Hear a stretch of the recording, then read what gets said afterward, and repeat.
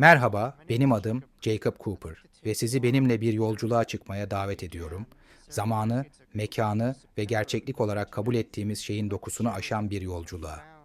Bu yolculuk 10 yıllar önce 1993 yılının Eylül ayında ben henüz 3 yaşındayken başladı. Sizinle paylaşmak üzere olduğum şey derin, mistik ve hayatımı kökten değiştiren bir ölümden döneş deneyimi. Bu deneyimi mutlak bir netlikle hatırlıyorum. Her şey son derece sıradan bir gün oyun parkında başladı. Hayatımın gidişatını tamamen değiştirecek bir andı. Kaydırağın merdivenine tırmandım. Küçük ellerim her bir basamağı sımsıkı kavruyordu. Nefesim ise her adımda daha da zorlanıyordu. O sırada farkında değildim ama boğmacı olarak da bilinen pertussis hastalığına yakalanmıştım. Yakında beni nefessiz bırakacak olan şiddetli bir solunum yolu rahatsızlığı. Kaydırağın tepesine ulaştığımda havanın tamamen benden çekildiğini hissettim. Göğsüm, görünmez bir kuvvet tarafından sıkıca kavranmış gibiydi. Ciğerlerim çaresizce hava arıyor ama hiçbir şey bulamıyordu. Etrafımdaki dünya bulanıklaştı, görüşüm yavaş yavaş kararıyor, başım dönmeye başlıyordu. Kalbim kulaklarımda yankılanıyordu, ritmi yavaşlayarak vücudumun boşluğa teslim oluşunu simgeliyordu. Tutunacak hiçbir şey yoktu, kontrol edebileceğim hiçbir güç, durumu değiştirebilecek hiçbir çare yoktu. Boğulmanın verdiği his, kaçışı olmayan bir dalga gibi beni sardı. Ve bir anda bedenim işlevini tamamen yitirdi. Boğularak ölmüştüm. Ancak tam da bu teslimiyet anında olağanüstü bir şey oldu. Kendimi bedenimin dışından bakarken buldum. Fiziksel formumu tamamen yeni bir bakış açısıyla gözlemliyordum. Neredeyse tıbbi bir, kesinlikle anatomi bilgisine sahip olmuştum. Sanki görünmez bir güç bana kendi varlığımın iç işleyişini tam anlamıyla kavrayabilme yetisi vermişti. Adeta kozmik bir röntgen cihazına erişmiş gibi bedenimi hayal bile edemeyeceğim bir şekilde görebiliyordum. Bütün bunlar arasında özellikle dikkatimi çeken bir his vardı. Beynimi normal algının ötesinde bir şekilde hissediyordum. Sanki her sinapsı, her elektriksel titreşimi algılayabiliyordum. Bilincim olağan sınırlarının dışına taşmış, zihnimin en küçük detaylarına kadar farkındalık kazanmış gibiydi. Beynimin oksijene nasıl çaresizce ihtiyaç duyduğunu hissedebiliyordum. Bu his, daralan bir odada sıkışıp kalmaya benziyordu. Duvarlar üzerime çöküyor, kaçacak hiçbir yer bırakmıyordu. Ve bir anda beynimin birden çatladığını hem hissettim hem de duydum. İçimde yankılanan, yüksek, çınlayan bir ses oldu. Tam da o an, sanki bir perde açılmış gibi ilahi olan içeri girdi. Zihnim artık bedenimin sınırlarına mahkum değildi. Çok daha büyük bir şeye açılmıştı. Beynim paramparça olurken kendimin sadece bedenimden ibaret olmadığını, dünyevi deneyimlerimin toplamından çok daha fazlası olduğumu fark ettim. Benliğim, ruhum, fiziksel varoluşun sınırlarını aşıyordu. Ve sonra görünmez bir kuvvet tarafından çekiliyormuş gibi inanılmaz bir hızla bir tünelin içine doğru ilerlemeye başladım. Bu tünel bana yabancı değildi. Garip bir aşinalık taşıyordu. Onu bu hayatta görmemiştim ama başka birçok hayatımda görmüştüm. Giderek farkındalığım arttıkça 3 yaşındaki benliğimi geride bırakmak üzere olduğumu anladım. Ama yine de yükselirken aklımda sorular vardı. Annem ve babam ne olacaktı? Onlar benim gidişimle nasıl başa çıkacaktı? Bu hayattaki amacım neydi? Daha yazılmamış hikayem neydi? Ama tüm bu sorulara rağmen kendimi durmaksızın yukarı doğru yükselirken hissettim, aklımın alabileceğinin çok ötesine taşınarak. Daha önce hiç yaşamadığım bir öfori hissiydi bu, sonsuz bir mutluluk, sınırsız bir varoluş genişlemesi. Ne zaman vardı, ne mekan, ne de herhangi bir sınır. Sadece saf huzur vardı. Sonra adeta kutsal bir aleme adım atmış gibi ancak Tanrı'nın sarayı olarak tarif edebileceğim bir mekana vardım.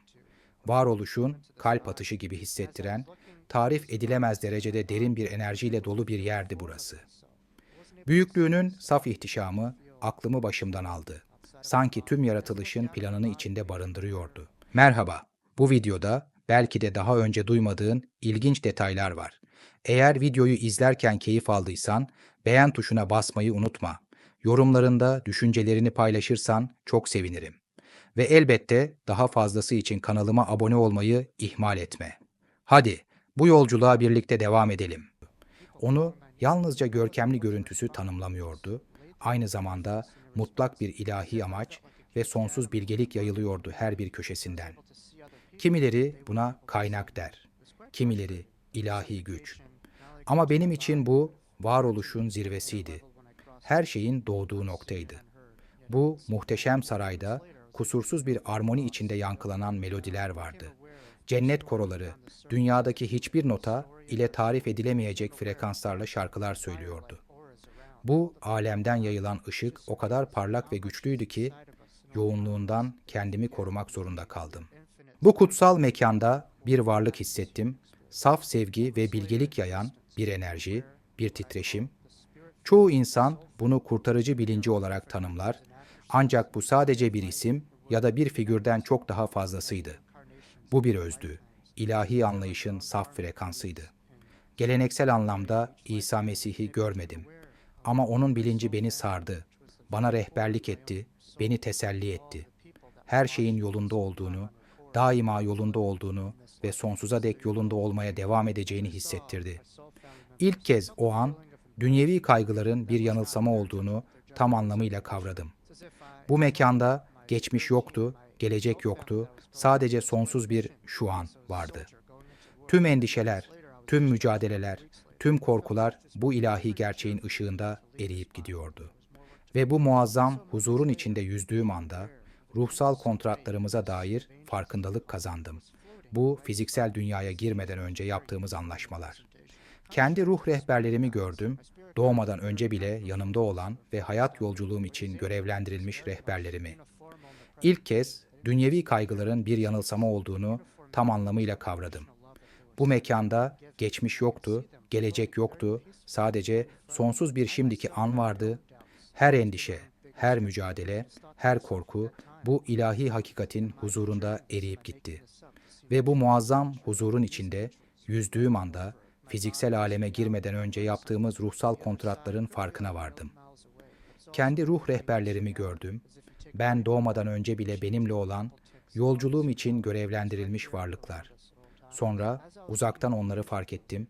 Sonsuz bir melek denizi, ilahi bir ışıkla parlayan genç ve ebedi varlıklar.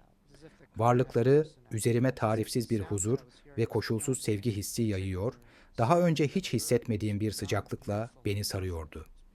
Önümde süzülürken kelimelerle değil, saf enerjiyle iletişim kuruyorlardı. Parlak formları, düşüncelerim ve duygularımla uyum içinde titreşiyordu. O anda tamamen görüldüğümü, anlaşıldığımı ve insan deneyiminin ötesine geçen bir sevgiyle kucaklandığımı hissettim. Ruh rehberlerim bana özel bir yolculuk için görevlendirilmişti. Fakat bu melekler koşulsuz sevginin kolektif bilincini temsil ediyordu. Ayrı bireyler gibi değillerdi. Aksine bir bütün olarak var olan, tanımlanması imkansız bir enerjiyle titreşen ilahi bir uyum içindeydiler. Yine de öte alemin sonsuz güzelliğine rağmen bana bir soru yöneltildi. Burada kalıp yolculuğuma bu cennetsel boyutta mı devam edecektim? Bu seçim göründüğü kadar basit değildi. Bir yandan anlatılması imkansız bir huzurla, sınırsız ve saf bir sevgiyle sarılmıştım. Buradan ayrılmak hayal bile edilemezdi. Öte yandan dünya üzerindeki yaşamımın hala tamamlanmamış parçalarını gördüm. Henüz gerçekleşmemiş etkim, tamamlanmamış bağlantılarım ve öğrenmem gereken dersler. Cennetin sonsuz dinginliği ile dünyaya dönmenin getirdiği ağır sorumluluk arasında bir gerilim vardı. Tam da o anda yaşamımı gördüm. Sadece o anı değil, geçmişi, geleceği ve hatta daha önce yaşamış olduğum hayatları da. Bana tek bir varoluşun sınırlarını aşan bir yaşam, gözden geçirme süreci sunuldu. Özellikle bir geçmiş hayatım dikkatimi çekti. Kendi yolculuğumu erken sonlandırdığım bir hayat. O yaşamda kaçışı olmayan bir tuzağa düşmüş gibi hissetmiştim ve çaresizlik içinde dünyadan ayrılmayı seçmiştim. Şimdi bu ölümden döneş deneyimi sırasında o geçmiş varoluş ile şu an deneyimlediğim an arasında doğrudan bir bağlantı gördüm. Bu hayatta hissettiğim boğulma hissi, o geçmiş hayatta yaşadığım sıkışmışlık hissinin aynısıydı. Ancak bu kez bir seçeneğim vardı. Geleceğime dair anlık görüntüler gördüm. Verdiğim konferansları, tanışacağım insanları, dokunacağım hayatları. Kendimi bir kalabalığın önünde dururken gördüm. Gözleri merak ve hayretle bana bakıyordu. Ben ise ölüm perdesinin ötesine yaptığım yolculuğu anlatıyordum. O anda belki de ölüm korkusuyla veya sevdiği birini kaybetmenin acısıyla mücadele eden tek bir kişinin benim sözlerim sayesinde teselli ve umut bulduğunu gördüm. O farkındalık, yani deneyimimin başkalarına şifa getirebileceği gerçeği, dünyaya geri dönme kararımı kesinleştiren kilit nokta oldu. İçimde büyük bir amaç duygusu dalgalandı, beni derin bir sorumluluk ve umut duygusuyla doldurdu. Çekirdeğimde sarsılmaz bir sıcaklık hissettim, sanki cennetsel alemde karşılaştığım sevgi şimdi içimden yayılıyordu ve beni ileriye doğru itiyordu. Bu sadece bir karar değildi, bir çağrıydı, bir bilinçti, benim yolculuğum henüz bitmemişti ve o anda biliyordum, kalamazdım, geri dönmeliydim. Ahiretin bilgeliğini buraya, şimdiki zamana getirmeliydim. Bu seçimi yaptığım anda cennetsel alem solmaya başladı. Melekler, rehberler, ilahi ışık sarayı hepsi yavaş yavaş arka planda kayboldu. Ben ise bedenime geri çekildiğimi hissettim. Geçiş ani oldu. Sanki gerçekliğin perdelerinden fırlatılmış gibiydim. Uyandığımda kendimi bir hastane yatağında buldum. Bedenim zayıftı, zihnim ise sonsuza kadar değişmişti. Takip eden haftalar zaten bildiğim bir şeyi doğruladı. İçimde bir şey değişmişti. Zihnim fiziksel alemle sınırlı olmaktan çıkmış, iki dünya arasında bir köprü haline gelmişti. Gerçeklik algım genişlemişti ve kendimi görünmeyene derinden uyumlanmış hissediyordum.